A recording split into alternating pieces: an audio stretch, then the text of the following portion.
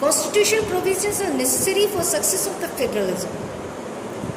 So under this, we are taking a linguistic states in India. The creation of linguistic state was first and the major test for the democratic politics in our country. Democracy in 1947 and that of the 2006, you will surprised to extend the chain. Many old states have vanished and the many new states have created. In 1947, the boundary of the several old states of India were changed in order to create a new states. This includes the states like the Nagaland, Uttarakhand, Jharkhand.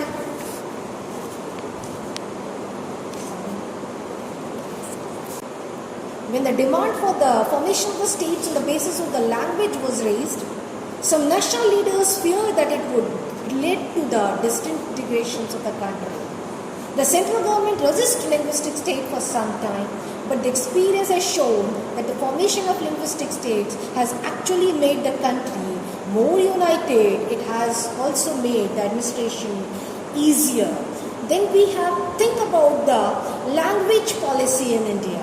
Under the language policy, we have the different languages in India, from north to south or east to west. We have a different languages in India, so it's created a lot of the problem on creating the state on the basis of the language.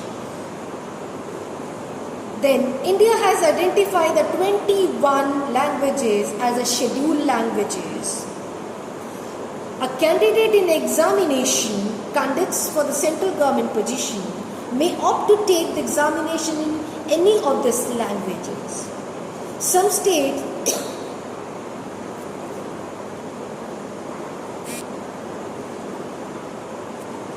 do have their own official language. Then what is the relation between center and a state? Restructuring the center-state relation is one more way in which federalism has been strengthened in practice. How the constitutional arrangement for sharing power works in reality.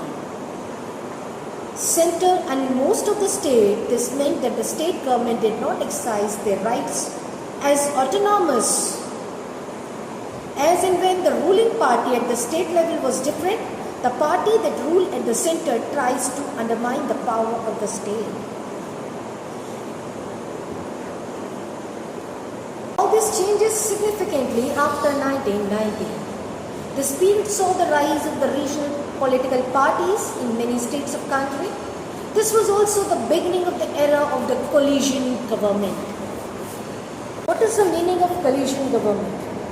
A simple concept.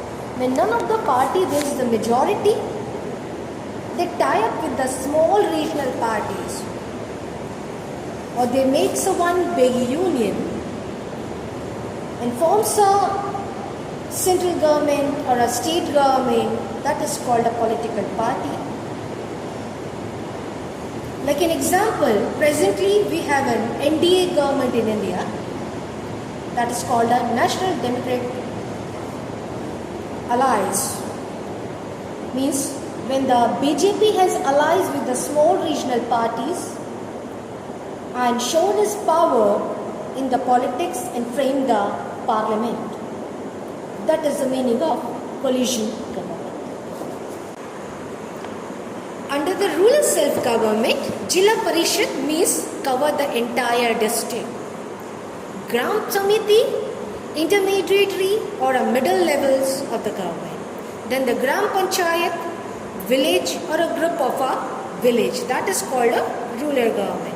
And urban municipal corporation means a large urban area where are more numbers of people living.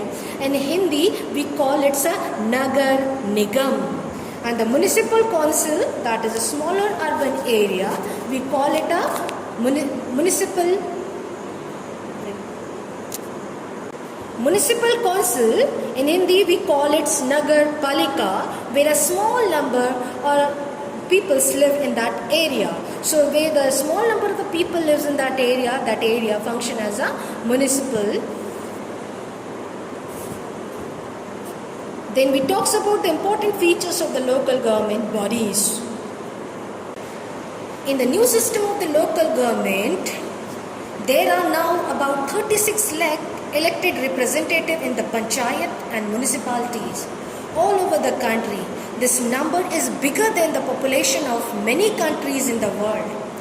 Constitutional status for the local government has helped to deepen the democracy in our country. It has also increased the women representation and voice in our democracy.